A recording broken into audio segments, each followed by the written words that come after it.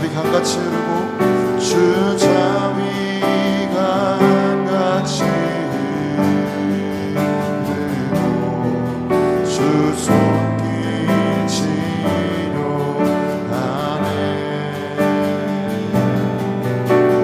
고통받는 자녀 품으시니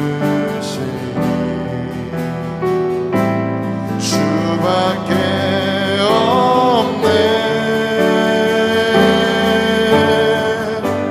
주님과 같이 내 마음 만지는 불은 없네. 오랜 세월 찾아 난 알았네. 내겐 주밖에 없네. 아버지 사랑 내가 노래, 아버지 은혜 내가 노래. 그 사랑 변함없으신 거짓 없으신 성실하신 그 사랑.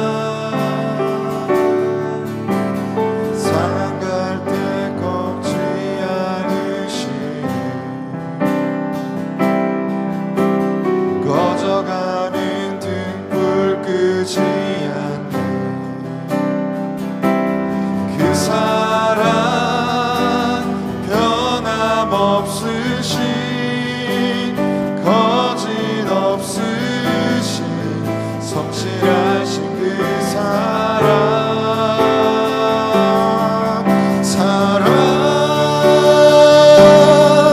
그 사랑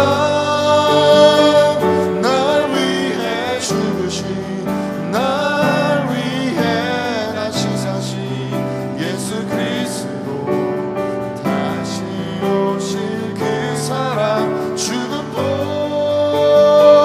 생명도 천사도 하늘의 어떤 권세도 끊을 수 없는 영원한 그 사랑 예수. 아버지 사랑 내가 노래,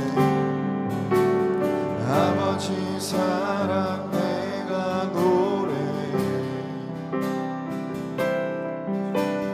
아버지 은혜 내가 노래.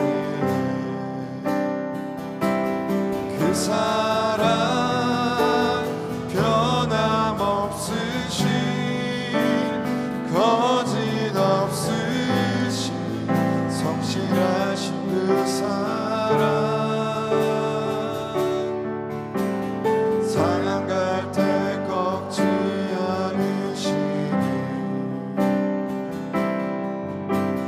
꺼져가는 등불 끄지 않는 그 사랑 변함없으신 거짓 없으신 성실하신 그 사랑.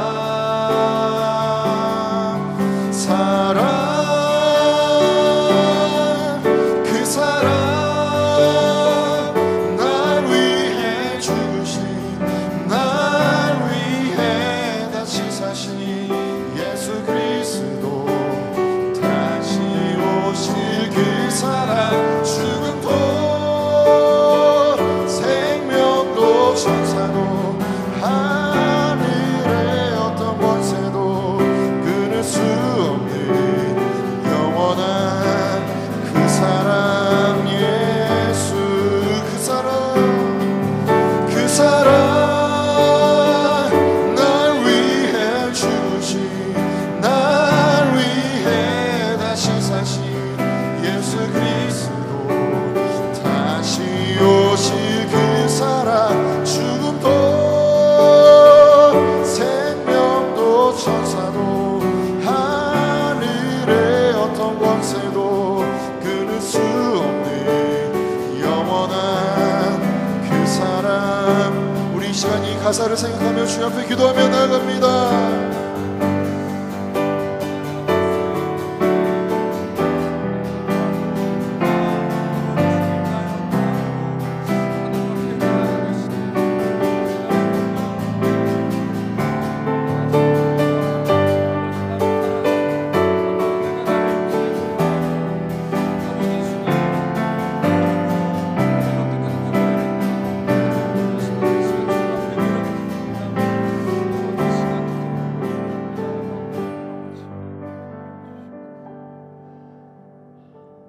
사랑하는 하나님, 이 시간 우리가 두 손 들고 주님 앞에 나아갑니다. 내가 나의 힘으로 내 스스로를 입증해보고, 나의 힘으로 내가 처한 상황을 극복해보고, 그리고 내가 나의 삶의 중심이 되고 주인이 되어 행하려 했던 모든 나의 애처로운 시도들을 내려놓고 이 시간 빈손 들고 주님 앞에 나아갑니다. 창세전부터 우리를 아셨고 지으셨고 부르신 그 하나님, 그리고 예수 그리스도의 사랑이 이 시간 우리를 새롭게 하여 주시고, 내가 나를 규정하는 것이 아니라 예수 그리스도께서 나를 누구라고 하시는지, 하나님의 사랑이 얼마나 신실하시고 우리를 향한 그 주님의 부르심이 얼마나 강력한 부르심인지 다시 한번 확인하는 이 아침이 되게 하여 주시옵소서. 이 아침 시간을 주님께 올려드립니다. 예수님의 이름으로 기도드렸습니다. 아멘.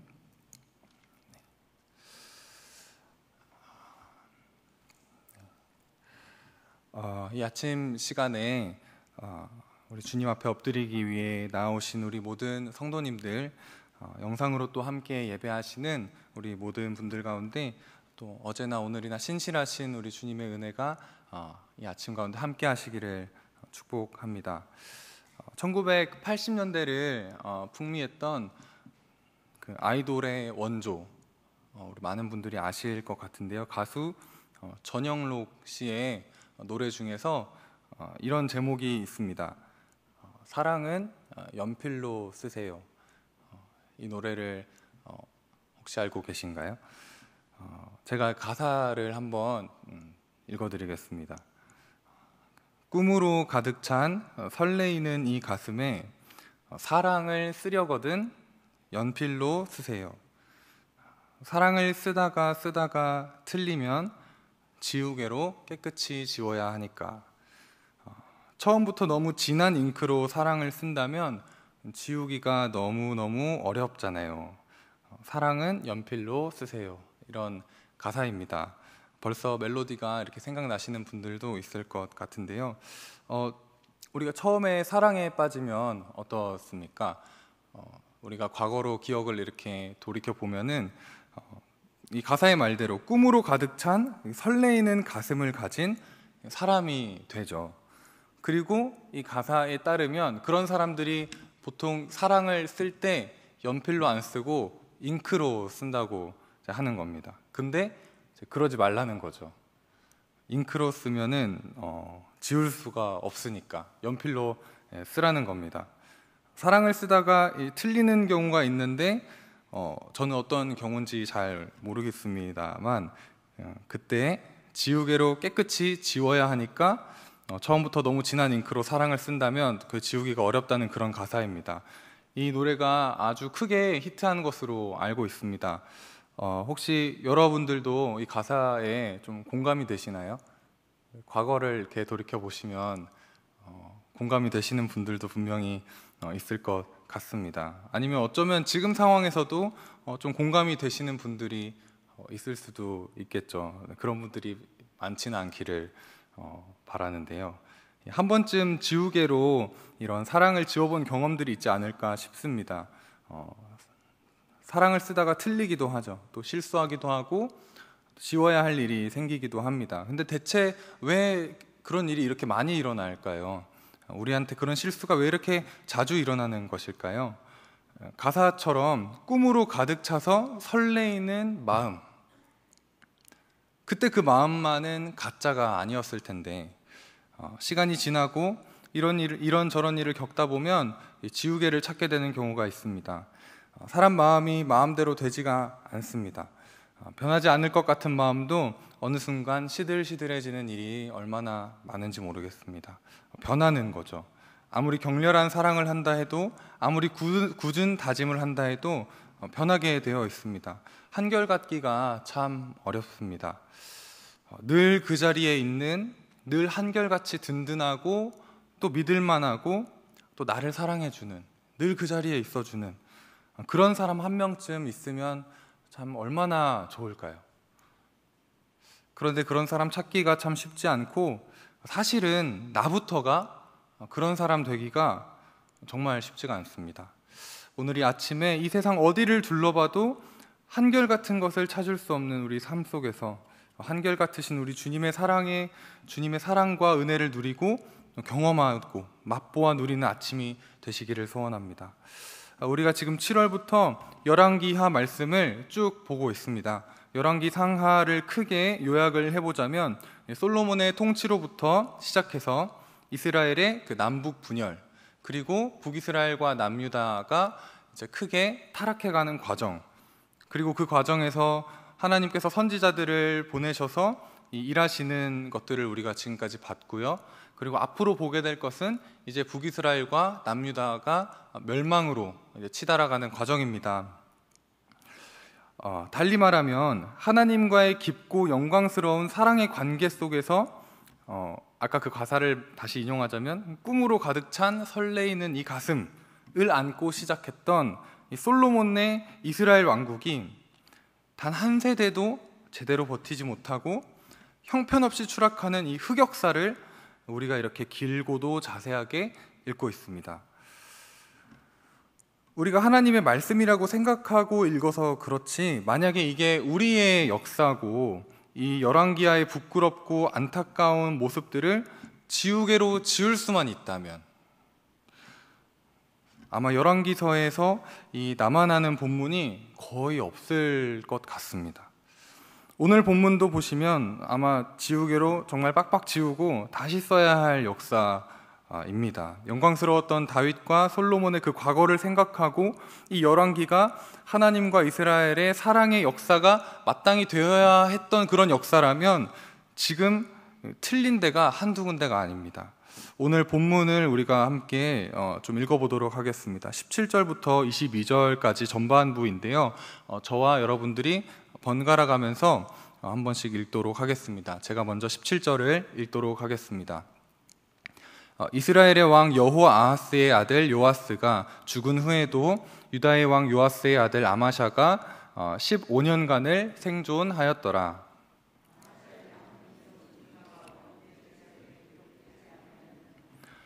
예루살렘에서 무리가 그를 반역한 고로 그가 라기스로 도망하였더니, 반역한 무리가 사람을 라기스로 따라보내 그를 거기서 죽이게 하고,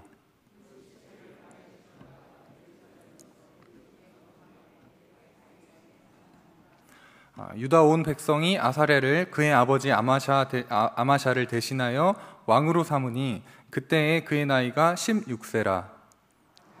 그의 조상들과 함께 잔 후에 아사랴가 엘랏을 건축하여 유다에 복귀시켰더라. 이 전반부는 먼저 남유다의 이야기입니다. 남유다 왕국의 이야기입니다. 이 남유다의 왕 요아스가 죽고 그 아들 아마샤가 왕이 되었습니다. 어제 우리 큐티 본문을 보시면 아마샤가 어떤 왕이었는지, 어떤 일을 했는지가 나옵니다. 에돔 사람을 크게 무찔렀죠. 그리고 기세등등하게 북이스라엘에게 선전포고를 했습니다. 그랬다가 어제 기억하시는 대로 완전 호되게 당했습니다. 남유다 본진이 완전히, 이게 속된 말로 털렸습니다. 성전과 왕궁의 곳간에 있는 금과 은까지 싹 털렸죠. 이건 그냥 거의 속국이 된 거나 마찬가지로 참혹한 패배였습니다. 잘 나가다가 완전히 중간에 꼬꾸라진 그런 모습입니다. 17절에 보시면은 아마샤가 15년을 다스렸더라 라고 하지 않고 15년간을 생존하였더라 이렇게 말합니다. 이 다스렸다고 하지 않고 생존했다고 하는 것은 그 열왕기서에서 여기뿐입니다. 역대하 25장, 같은 사건을 기록하고 있는 역대하 25장 25절에서도 동일하게 아마샤가 15년 동안 생존하였더라 이렇게 이야기를 하고 있습니다. 이게 무슨 말일까요? 어떤 주석가들은 다스린 게 아니라 생존했다는 표현을 가지고 남유다가 왕권을 잃고 북이스라엘의 통치를 받았다고 해석하기도 합니다. 13절을 보면 북이스라엘 왕이 남유다 왕 아마샤를 사로잡았다고 나오는데, 그렇게 사로잡은 채로 계속 남아 있었다는 이야기인 거죠. 더 자세한 내용은 나오지 않습니다만 이 아마샤의 말년은 더 비참했습니다. 자기 아버지 요아스와 같은 결국을 맞이합니다. 반역이 일어난 것이죠. 반역이 일어나서 그 라기스라는 땅으로 도망을 갑니다. 그러나 그곳까지 쫓아온 반란군들에 의해서 또 죽임을 당합니다. 이 아마샤라는 왕에 대한 평가는 어땠을까요? 자신의 아버지 요아스와 똑같습니다. 요아스는 하나님 보시기에 정직하게 행한 왕이었지만 산당은 없애지 않았습니다. 아마샤도 완전히 똑같았습니다. 아버지 요아스도 잘 다스리다가 말년에 하나님의 성전의 기물들을 이방 사람들에게 바쳐버리죠. 흑역사입니다. 아마샤도 에돔 사람들을 물리칠 때까지는 좋았지만 이 기세등등하고 교만해져서 자기 동족인 북이스라엘을 치려했고 결국 크게 패해서 왕권을 잃는 이 참사가 벌어졌습니다. 이것도 완전히 흑역사죠. 잘 가다가 한순간에 이 내리막길을 걷게 된 인생이었습니다. 그 이방 에돔 나라를 멋지게 물리친 모습까지만 딱 그 기록되었으면 좋았을 텐데, 이 성경은 그 뒤에 내리막의 이야기, 흑역사까지도 지금 다 여과 없이 보여주고 있는 것입니다. 참 이 사람이 변했다는 이야기를 들을 때 참 슬픕니다. 참 씁쓸한 마음이 들죠. 제가 신학교에 다닐 때 이 동료들과 자주 하던 이야기가 있었는데, 그 중에 하나가 교계에서 한 번씩 이렇게 문제가 일어나지 않습니까? 그 문제를 일으키신 어른들이나 목사님들에 대해서 이렇게 이제 신학생들이 한마디씩 이렇게 하는 그런 경우들이 있습니다. 그럼 이제 모여서 한마디씩 뭐 저분이 왜 저러셨을까, 이 목사님 왜 그러실까, 이런 이야기들을 하는 거죠. 이제 그때 서로 한마디씩 돌아가면서 하는데 반드시 그 자리에 나오는 말이 있습니다. 그게 무슨 말이냐면 참 슬픈 말인데요. 저 목사님이 처음엔 안 그랬대. 이런 말입니다. 저 목사님이 우리 나이 때는 하루에 뭐 몇 시간 기도를 했대. 우리 나이 때는 10시간씩 기도하는 분이었대. 이런 이야기를 막 하거든요. 그런 이야기를 듣고 나면은 아무리 좋은 사람도 변하는구나 하는 씁쓸함도 생기지만 동시에 이런 마음도 생깁니다. 나는 지금 하루에 그만큼 기도 못하는데 내 나이 때 저 목사님은 나보다 훨씬 나았을 텐데, 이런 생각이 들면서 이 비판의 이 칼날이 저분을 향해서 가다가 갑자기 저한테 이렇게 확 돌아오는 거죠. 제 스스로. 그러면서 질문하게 됩니다. 나는 과연 변하지 않을 자신이 있는가? 나는 어떤 상황과 유혹과 삶의 어려움 속에서도 한결같을 수 있는 자신이 있는가? 여러분, 이 질문 앞에 오늘 잠시 함께 머물러 보시기를 바랍니다. 저는 분명 열왕기서가 우리에게 주는 메시지 중에 하나가 이것이라고 확신합니다. 나는 괜찮은가? 나는 한결같은가? 나는 변하지 않을 수 있는가? 그렇기 때문에 우리가 읽고 있는 이 열왕기서는 열왕들의 이야기와 이스라엘의 역사를 알게 해주는 동시에 내가 누구인지 더 처절하게 알게 해주는 성경입니다. 여러분, 열왕기서를 보면서 지우고 싶은 흑역사들을, 지우고 싶은 왕들을 한 번씩 지워본다고 한번 생각해 보십시다. 그러면 열왕기서가 거꾸로 우리를 향해서 아마 로마서 2장 1절의 말씀으로 되물을 것입니다. 그러므로 남을 판단하는 사람아, 누구를 막론하고 내가 핑계하지 못할 것은 남을 판단하는 것으로 내가 너를 정죄함이니 판단하는 내가 같은 일을 행함이니라. 아멘. 여러분, 우리가 이 질문 앞에 정직하게 서기만 한다면, 내가 스스로 보기에도 내 인생을, 아니 인생까지 갈 곳도 없이 우리 일주일 이번 주 산 것만 돌아봐도 지우개로 지우고 싶은 곳이 너무나 많지 않습니까? 저는 이번 주에 지우고 싶은 흑역사가 한두 가지가 아닙니다. 생각을 해보니까 많더라고요. 부끄러워서 다 말할 수가 없습니다. 요즘 말로 리즈갱신이라는 말이 있습니다. 혹시 들어보셨나요? 리즈갱신? 리즈 시절이라는 말인데, 그 리즈 시절이라고 하면 전성기를 말합니다. 매일 리즈를 갱신한다, 뭐 이렇게 얘기를 하거든요. 그러니까 매일 전성기가 갱신된다, 이런 뜻입니다. 여러분, 열왕기서가 보여주는 이스라엘의 역사는 날마다 영적인 리즈 갱신이 아니라 흑역사를 갱신하는 방향으로 흐르고 있습니다. 그리고 열왕기서가 우리에게 묻습니다. 이 본문을 읽는 당신은 영적으로 리즈 갱신하고 계십니까? 아니면 흑역사 갱신하는 삶을 살고 계신가요? 오늘 본문에서 유다의 상황은 흑역사를 갱신하고 있는 상황입니다. 그렇다면 북이스라엘은 지금 어땠을까요? 23절로 27절까지는 북이스라엘의 상황을 기록을 해주고 있습니다. 먼저 23절, 24절을 함께 읽어보도록 하겠습니다. 제가 읽도록 하겠습니다. 네, 유다의 왕 요아스의 아들 아마샤 제15년에 이스라엘의 왕 요아스의 아들 여로보암이 사마리아에서 왕이 되어 41년간 다스렸으며 여호와 보시기에 악을 행하여 이스라엘에게 범죄하게 한 느밧의 아들 여로보암의 모든 죄에서 떠나지 아니하였더라. 여로보암 2세의 이야기가 나옵니다. 북이스라엘 첫 번째 왕 여로보암과 동명이인이기 때문에 우리가 여로보암 2세라고 보통 이야기를 하는데요. 유다의 왕들 같은 경우에는 그래도 하나님 보시기에 정직하게 행했다는 평가들이 많이 나옵니다. 오늘 본 왕들도 그렇고요. 그렇지만 산당을 없애지 않고 한결같이 하나님을 섬기지 못했던 것이죠. 그런데 북이스라엘의 왕 여로보암 2세는 아예 처음부터 여호와 보시기에 악을 행한 왕이었습니다. 자, 그런데 이 여로보암 2세는 조금 특별한 왕이었습니다. 본문을 보니까 몇 년을 다스렸다고 기록이 되어 있나요? 41년을 다스렸다고 써 있습니다. 무려 41년입니다.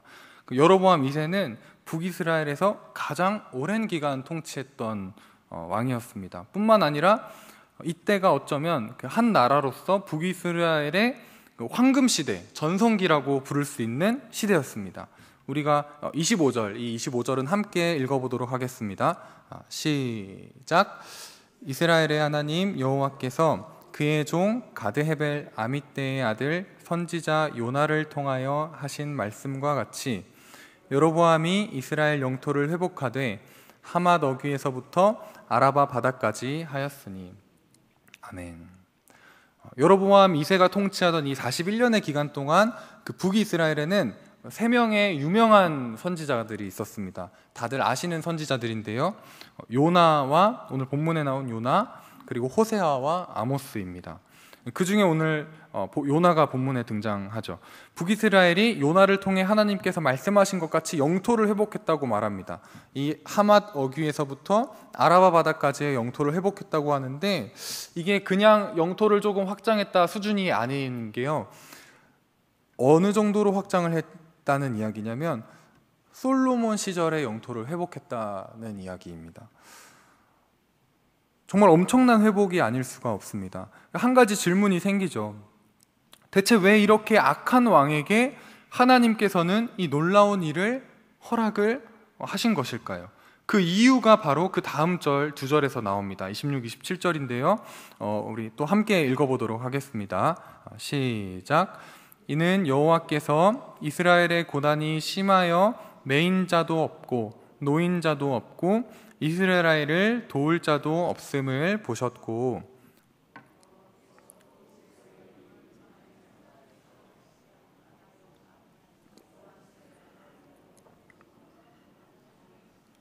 아멘. 이스라엘의 고난이 심했다고 말합니다. 매인자도 없고 노인자도 없다고 했는데 이게 무슨 말일까요? 이 공동 번역에서는 그 의미가 조금 더 잘 드러납니다. 이 공동 번역은 같은 본문을 이렇게 옮겼습니다. 이스라엘 백성은 종이나 자유인이나 할 것 없이 고생하고 있으며 도와줄 이도 없다. 그러니까 종이나 자유인이나 별 차이가 없을 만큼 다 같이 힘들게 살았다, 이런 말입니다. 여로보암 2세가 즉위할 때 북이스라엘은 종이나 자유인이나 똑같이 고난과 아픔 속에 살고 있었다는 것입니다. 그만큼 이 사회가 어려웠다는 것이죠. 이스라엘이 도움을 청할 나라도 없었습니다. 그러니까 한마디로 망하기 일보 직전이었다는 이야기입니다. 영적으로도 엉망이고 나라 사회도 엉망이고 그리고 외교적으로도 엉망이고, 하나님께서 그런 상황에서 북이스라엘을 망하게 하시면은 그냥 딱 되는데 긍휼히 여기셨다고 말씀하십니다. 왜 그랬을까요? 북이스라엘이 긍휼을 받을 만해서 그런 것이 아니었습니다. 그 이유는 하나님께서 당신의 언약에 신실하신 분이었기 때문이었습니다. 앞에 부분에 가서 13장 23절을 제가 한번 읽어보도록 하겠습니다. 13장 23절입니다. 여호와께서 아브라함과 이삭과 야곱과 더불어 세우신 언약 때문에 이스라엘에게 은혜를 베풀며 그들을 불쌍히 여기시며 돌보사 멸하기를 즐겨하지 아니하시고 이때까지 자기 앞에서 쫓아내지 아니하셨더라. 아멘. 사실 이스라엘을 지금 당장 멸망해도 전혀 이상하지 않은 상황이었습니다. 영적으로도 그렇고 상황적으로도 그렇죠. 그러나 하나님께서 이스라엘을 멸하시기를 기뻐하지 않으셨다고 말씀하십니다. 더 나아가서 이스라엘에게 은혜를 베풀고 그들을 불쌍히 여기셨다고 합니다. 왜인가요? 아브라함과 이삭과 야곱과 더불어 세우신 언약 때문입니다. 사실 1000년도 넘게 지난 이 약속 하나 때문에 전혀 살려둘 이유가 없고 용서할 이유가 없는 이 이스라엘을 붙잡고 계신다는 것입니다. 하나님이 기억하고 계신 언약은 이 언약 하나뿐이 아니었습니다. 하나가 더 있는데요. 열왕기하 10장 30절을 제가 읽어드리도록 하겠습니다. 여호와께서 예후에게 이르시되 네가 나 보기에 정직한 일을 행하되 잘 행하여 내 마음에 있는 대로 아합 집에 다 행하였은즉 너의 자손이 이스라엘 왕위를 이어 4대를 지내리라 하시니라. 하나님께서 예후에게 약속을 하십니다. 너의 밑으로 4대까지 이스라엘 왕을 할 것이다. 여로보암 2세는 예후 이후로 3대째 왕입니다. 하나님께서는 지금 예후와 한 이 약속을 지키고 계신 것입니다. 예후는 하나님께 정직한 일을 했습니다. 그러나 여러분 저번 주에 보셨다시피 예후가 이스라엘과 하나님 사이에 있었던 언약을 신실하게 지켰습니까? 산당을 폐하고 하나님만을 섬겼습니까? 아니었습니다. 예후는 하나님과의 언약을 잊었습니다. 그러나 하나님께서는 당신이 맺은 언약을 너무나도 신실하게 지켜가고 계십니다. 여로보암 2세는 어떻습니까? 하나님과 맺은 언약을 지키고 있습니까? 아니 기억이라도 하고 있습니까? 아니요. 전혀 상관없이 더 큰 악을 지으며 살아가고 있습니다. 그런데 하나님은 지금도 수천 년 전 자신이 했던 언약과 아무도 기억하지도 않는 이 예후와의 약속을 기억하시고 지켜가고 계시는 것입니다. 한마디로 여로보암 2세가 가장 오래 북이스라엘을 통치하고 솔로몬 때의 영토를 회복할 수 있었던 것은 자기가 잘나서 그런 게 아니었다는 것이죠. 아무도 기억조차 하지 않는 하나님의 언약을 하나님께서 변함없이 신실하게 기억하고 지키고 계시기 때문이었습니다. 그러나 여로보암 2세는 이 사실을 전혀 깨닫지도 알지도 못했습니다. 그렇기 때문에 이스라엘은 계속 번영하는 것처럼 보였지만 사실 그 번영은 저주였습니다. 당시에 아까 말씀드렸다시피 호세아 선지자가 활동을 하고 있었는데요. 호세아서 4장 7절에 호세아서가 당시 북이스라엘의 상황을 이렇게 전하고 있습니다. 그들은 번성할수록 내게 범죄하니. 여러분, 번성은 복이 아닙니다. 이 본문을 통해서 알 수 있죠.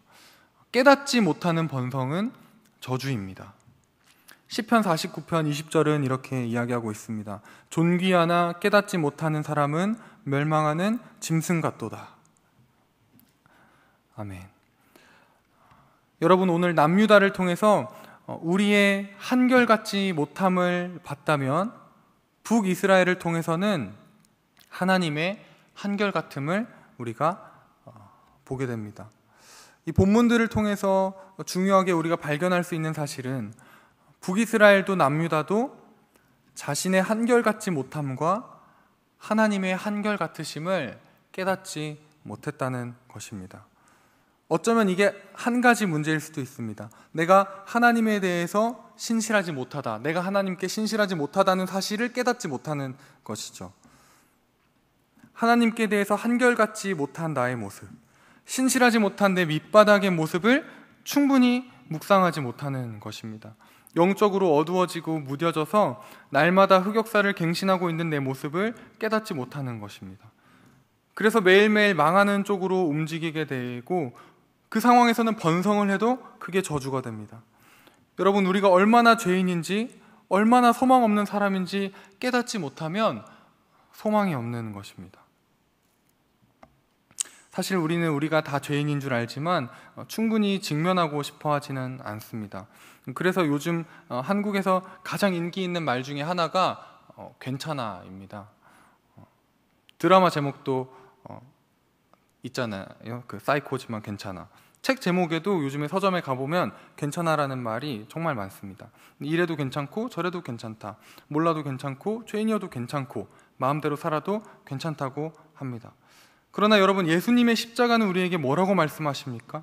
우리가 얼마나 끔찍한 죄인인지, 얼마나 소망 없는 자인지 알려줍니다. 우리는 안 괜찮다고 말씀하십니다. 예수 그리스도 없이 괜찮은 인생은 없다고 말씀하십니다. 우리는 하나님 앞에 어떤 존재로 지금 이 자리에 이 순간 서 있습니까? 오늘 아침에도 변함없이 돋아나는 이 단단한 껍질 같은 나의 추함과 연약함을 충분히 직면하고 계십니까? 하나님께 대한 나의 신실하지 못함에 대해 애통하는 마음이 있으십니까?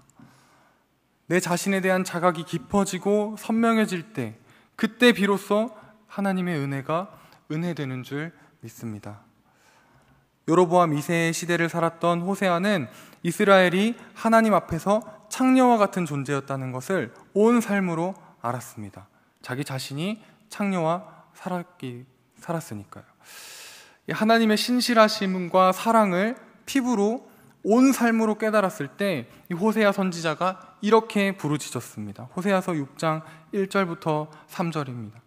오라, 우리가 여호와께로 돌아가자. 여호와께서 우리를 찢으셨으나 도로 낫게 하실 것이요, 우리를 치셨으나 싸매어 주실 것임이라. 여호와께서 이틀 후에 우리를 살리시며 셋째 날에 우리를 일으키시리니 우리가 그의 앞에서 살리라. 그러므로 우리가 여호와를 알자. 힘써 여호와를 알자. 그의 나타나심은 새벽빛같이 어김없나니 비와 같이 땅을 적시는 늦은 비와 같이 우리에게 임하시리라 하니라. 아멘. 여러분, 아무리 내 자신을 들여다보고 애를 써봐도 우리가 도저히 한결같을 수가 없어서 지우개로 나의 부끄러운 모습을 지우고 또 감추지 않고는 살아갈 수 없는 우리에게 한 가지 소망이 있다면 무엇이겠습니까? 나는 한결같이 못하다. 그러나 그분은 한결같으시다. 나는 신실하지 못하다. 그러나 그분은 오늘도 나를 향해 신실하시다. 나는 내 인생에 대해서 장담할 수 있는 게 아무것도 없다. 나는 내일 내가 하나님 붙들 수 있는 사람인지도 내가 확신할 수 없다. 그러나 우리 주님의 사랑과 언약은 변치 않으신다. 그리스도인은 오늘도 이렇게 고백하는 사람인 줄 믿습니다. 이 진리는 그리스도인만이 가질 수 있는 특별함입니다. 이 진리가 내게 실제가 되면 한도 끝도 없이 겸손해질 수밖에 없죠. 그러나 동시에 그 누구보다 담대해질 수 있습니다. 그리스도인들만이 가질 수 있는 독특함입니다. 특별함입니다. 그 누구도 이 단순한 진리를 알 수가 없습니다. 이 진리를 나의 것으로 소유하시는 오늘 이 아침이 되시기를, 예수 그리스도를 통해서 이 세상이 줄 수 없는 겸손함과 담대함 안에서 빚어져 가시는 이 아침이 되시기를 축복합니다. 로마서 말씀입니다. 우리가 아직 죄인 되었을 때에 그리스도께서 우리를 위하여 죽으심으로 하나님께서 우리에 대한 자기의 사랑을 확증하셨느니라. 여러분, 우리는 내 자신에 대해서 아무것도 확신할 수가 없습니다. 그러나 바울은 이 사실을 누구보다 잘 알았습니다. 의인은 없나니 하나도 없으며 이렇게 말씀하시죠. 그러나 바울이 한 가지 확신하는 것이 있다고 말합니다. 그게 무엇입니까? 로마서 8장 38절입니다. 내가 확신하노니 사망이나 생명이나 천사들이나 권세자들이나 현재일이나 장래일이나 능력이나 높음이나 기쁨이나 다른 어떤 피조물이라도 우리를 우리 주 예수 그리스도 안에 있는 하나님의 사랑에서 끊을 수 없으리라. 아멘. 말씀을 마치겠습니다. 사랑을 쓰려거든 연필로 쓰라는 말이 얼마나 우리 인간의 연약함과 나약함을 잘 보여주는지 모르겠습니다. 그러나 우리 하나님은 예수 그리스도를 통하여 당신의 사랑을 우리의 마음판에 영원히 새기시는 분인 줄 믿습니다. 그분은 영원한 약속을 우리 마음 가운데 새기실 뿐만 아니라 그 언약에 신실하신 분이시고 우리를 그 언약의 말씀대로 살게 하시는 분이십니다. 오늘 이 아침에 우리가 다 함께 예수 그리스도께 나아가시기를 원합니다.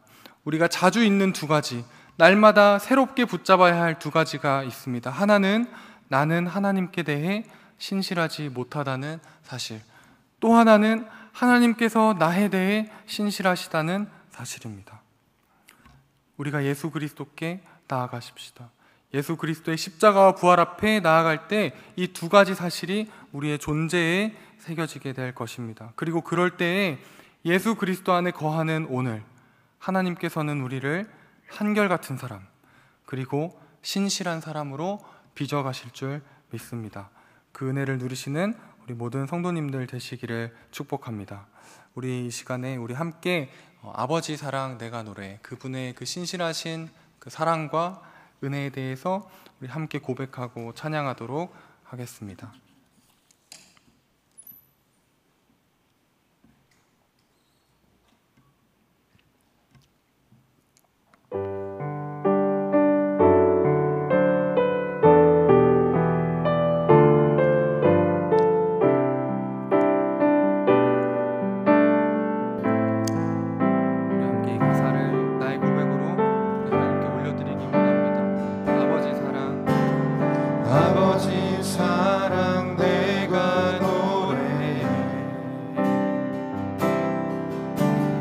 아버지 은혜 내가 노래해 그 사랑 변함없으신 거짓없으신 성실하신 그 사랑 아멘. 상한 갈 때 꺾지 않으시는 상한 갈 때 꺾지 않으시는 꺼져가는 등불 끄지 않는 그 사랑 변함없으신 거짓 없으신 성실하신 그 사랑 그 사랑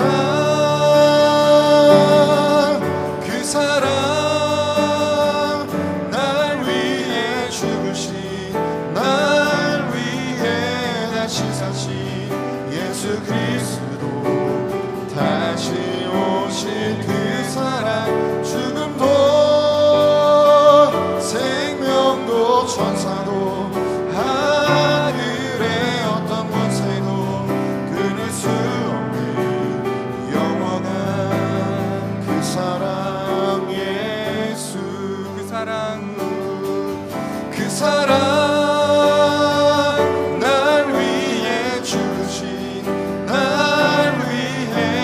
신사신 예수 그리스도 다시 오실 그 사랑 죽음도 생명도 천사도 하늘의 어떤 권세도 끊을 수 없는 영원한 그 사랑 예수.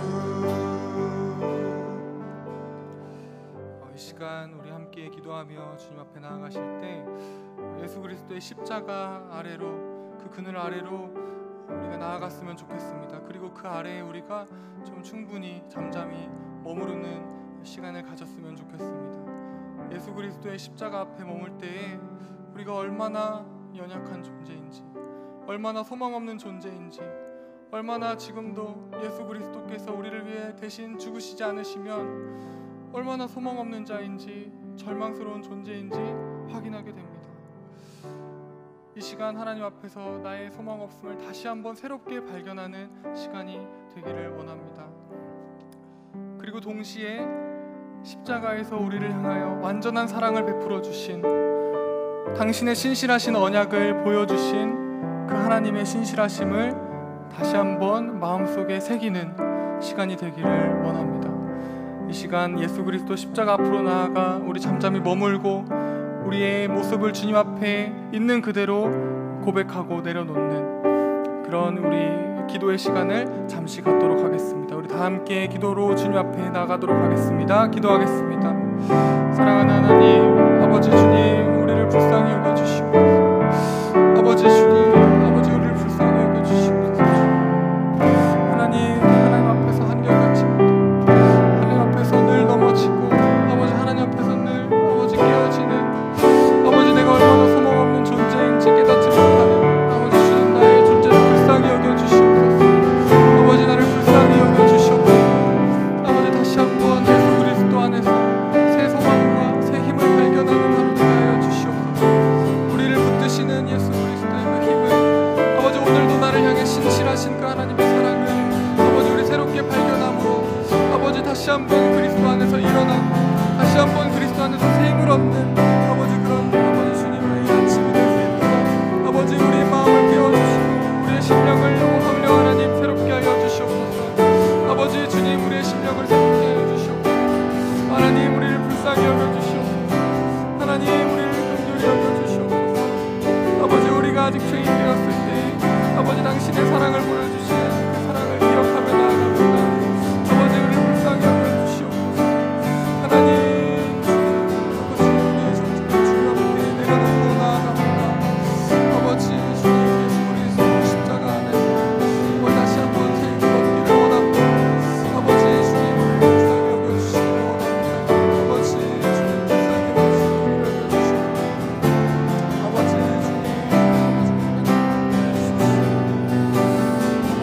주님 그리스도 안에서 새로운 생명으로 다시 한번 일어서게 해주시기를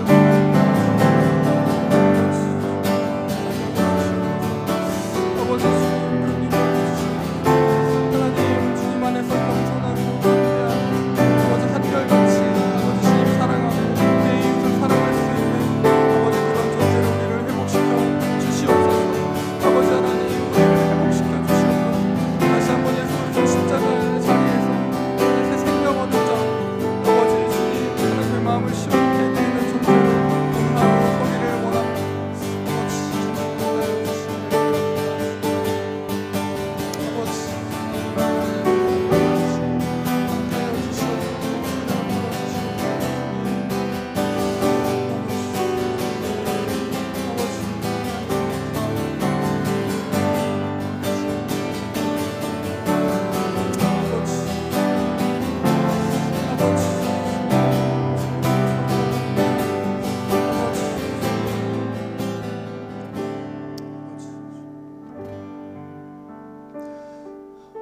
이 시간 주님 앞에 더 깊이 있는 모습 그대로 우리를 받아주시는 주님 앞에 나아가시면서 기도하시고 또 함께 우리 교회를 위해서 특별히 우리 안식월을 보내고 계신 담임 목사님과 지금 진행되는 여름 사역들이 있습니다. 이 코로나 상황 가운데에서 쉽지 않지만 모든 부서들이 정말 어떻게 하면은 이 상황 가운데서도 함께 예배하고 함께 우리 하나님을 더 섬길 수 있을지 그 방법을 찾으면서 기도하고 있습니다. 우리 진행되는 모든 여름 사역들을 위해서 우리 교회를 위해서 우리 함께 기도하시고 또 각자의 기도 제목을 가지고 기도하시고 돌아가시도록 하겠습니다. 기도하겠습니다.